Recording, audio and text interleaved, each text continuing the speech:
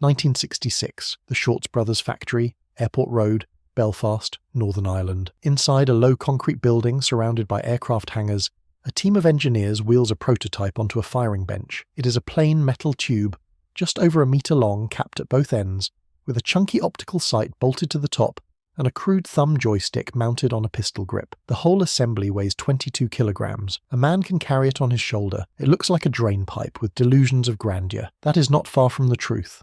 A Royal Marines brigadier who would later use it in combat described firing it as trying to shoot pheasants with a drainpipe. The British Army agreed. So did the Mujahideen in Afghanistan. So did the Canadians, who tested 27 stored rounds before the Gulf War and watched 9 of them misfire on the spot. And yet the program that began inside that Belfast factory did not die. It evolved. 4 generations of shoulder-launched missile, each one built to fix the failure of the last, each one produced by the same workforce on the same factory floor, across 5 decades of continuous iteration. The final result travels at 3.5 times the speed of sound, splits into 3 tungsten darts, rides a laser beam that no countermeasure on Earth can defeat, and in April 2022 cut a Russian attack helicopter clean in half over eastern Ukraine. This is the story of the Shorts Blowpipe, the Javelin, the Starburst, and the Starstreak. It is the story of how Britain got shoulder-launched air defence catastrophically wrong 3 times, and then got it more right than anyone else on the planet. To understand why this program existed, you need to understand the problem Britain faced in the early 1960s. The Cold War had turned Central Europe into the most heavily armed corridor on Earth.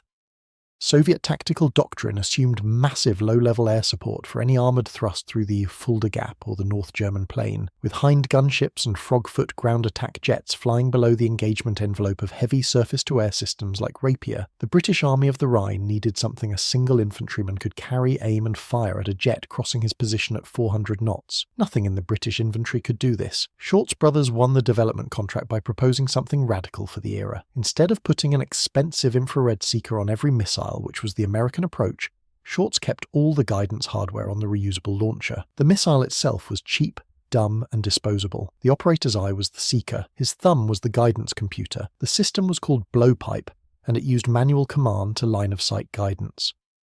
After launch, the operator had to physically fly the missile toward the target using a tiny joystick, while simultaneously tracking a hostile aircraft moving at several hundred knots through a monocular sight. The logic was counterintuitive. The training was minimal. British gunners fired barely 2 live rounds per year. A 1976 parliamentary report revealed that 1 in 10 of the missile fuse were defective. The missile itself was a 2-stage solid-fuel rocket reaching Mach 1.5, carrying a 2.2 kilogram shaped charge warhead out to a maximum range of 3.5 kilometers. On paper, adequate. In practice, the operator's task was functionally impossible against a fast-crossing target. The man had to track the aircraft, track the missile, and steer one into the other, all within a flight time of a few seconds. Head-on engagements were nearly hopeless. Tail-chase engagements against fast jets were only marginally better.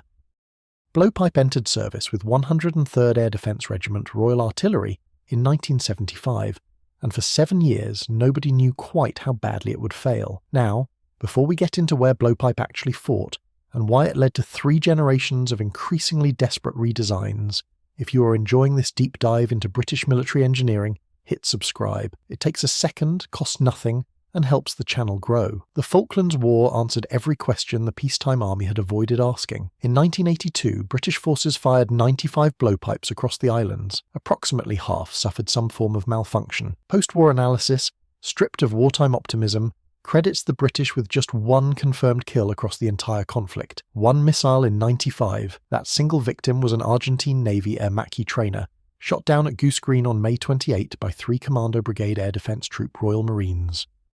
The most famous blowpipe shot of the war was fired by the other side. On May 21st, a team from Argentina's 601st Commando Company, under Lieutenant Sergio Fernandez, struck an RAF Harrier over Port Howard, West Falkland. The pilot, Flight Lieutenant Geoffrey Glover, ejected with a broken arm and a fractured collarbone. He became the only British serviceman taken prisoner during the entire war, held for 48 days. Brigadier Julian Thompson, commanding 3 Commando Brigade, delivered the epitaph the system never escaped. Firing blowpipe, he said, was like trying to shoot pheasants with a drainpipe. Afghanistan made it worse. In 1986, Britain covertly transferred roughly 600 mothballed blowpipes to the Afghan Mujahideen through Pakistan. The results were devastating, but only to British pride. At the Battle of Jawar, 13 blowpipes were fired, 0 hits. Mujahideen fighters, many of them barely literate, found the manual guidance sequence impossible against fast Soviet jets. When the CIA released American Stinger missiles later that year, the contrast was humiliating. Stinger was fire and forget. Point it at the heat source, pull the trigger, walk away. Its first kill came on September 25, 1986. Blowpipe was functionally retired from the anti-aircraft role and reduced to use as a bunker buster. Even before the Falklands ended, Shorts had begun what they called Blowpipe Mach II. The result entered service in 1984 as the Javelin, a name that has no connection to the later American anti-tank weapon. The critical change was the shift from manual command guidance to semi-automatic command to line of sight. The operator no longer flew the missile with a joystick. Instead, a television camera in the sight tracked flares on the missile's tail, and a microprocessor sent steering corrections automatically. The operator's only job was keeping the crosshair on the target. Range grew to 4.5 kilometers. Over 16,000 missiles were produced. It was better. It was not good enough. The radio command link could be jammed.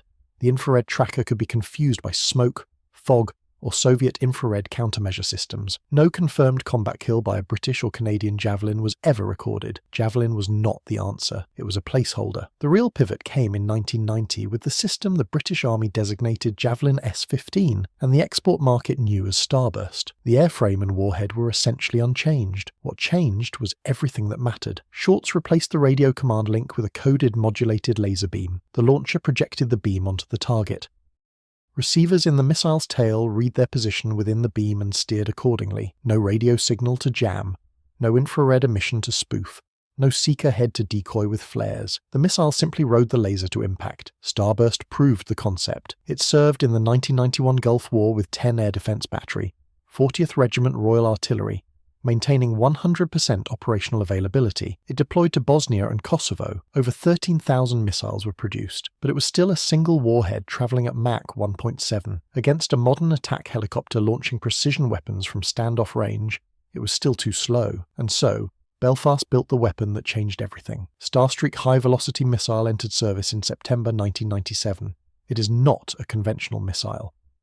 It is a delivery system for 3 tungsten-cased darts, each roughly 400 millimeters long, each carrying 450 grams of explosive on a delayed action impact fuse. A 2-stage solid rocket accelerates the assembly to Mach 3.5 within 400 meters. At burnout, the carrier ejects the 3 darts into a triangular formation 1.5 meters wide, and each dart steers independently via canard fins, guided by a dual laser beam matrix projected from the launcher. Effective range is 300 meters to 7 kilometers. The speed alone is extraordinary. At Mach 3.5, Starstreak crosses its maximum range in roughly 7 seconds. A helicopter pilot who detects the launch has almost no time to react, but speed is only half the design.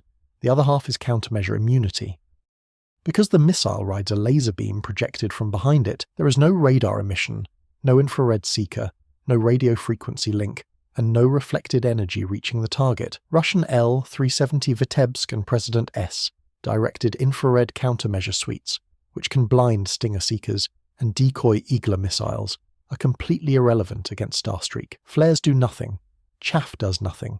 Jamming does nothing. There is nothing on the missile to spoof. On April 1st, 2022, over the village of Holubivka in Luhansk Oblast, a Russian Mil-Me-28N attack helicopter was conducting a lofting rocket attack, a technique Russian pilots had adopted specifically to stay above the engagement envelope of infrared manpads. A Ukrainian crew fired a Starstreak. The missile struck the tail boom. Footage shows the helicopter breaking cleanly in two and falling. British Ministry of Defence sources confirmed the weapon was Starstreak.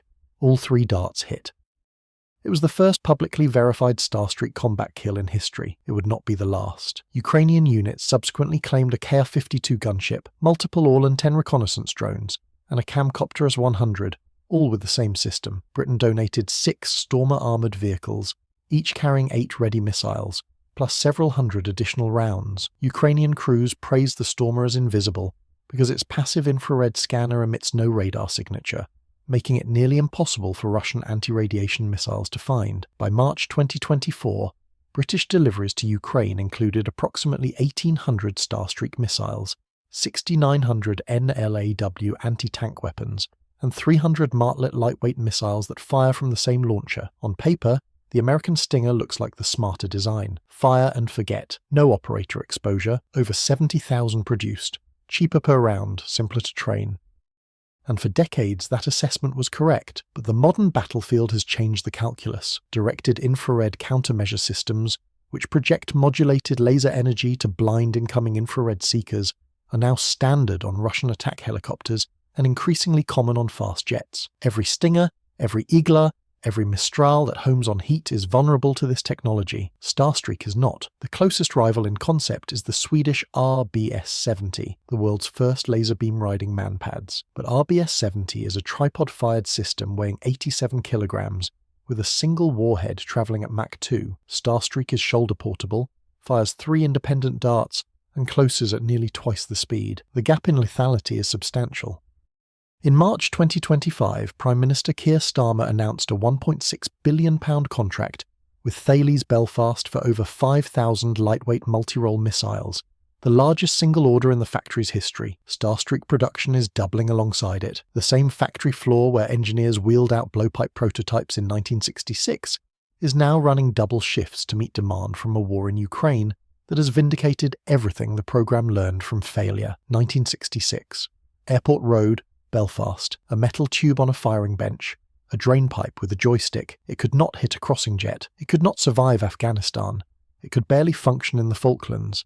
95 missiles for 1 confirmed kill, and yet the program did not die. It adapted. It replaced the joystick with a computer. It replaced the radio link with a laser. It replaced the single warhead with 3 tungsten darts. It replaced subsonic flight with Mach 3.5. The result is not elegant. It demands more of its operator than a Stinger does. It requires line of sight throughout the engagement. It cannot be fired and forgotten, but it cannot be jammed. It cannot be decoyed. It cannot be spoofed. And on April 1st, 2022, over a village in eastern Ukraine, it cut a 12-ton Russian attack helicopter in half on its very first shot in combat. That is not luck. That is Belfast. And Belfast learns from its mistakes.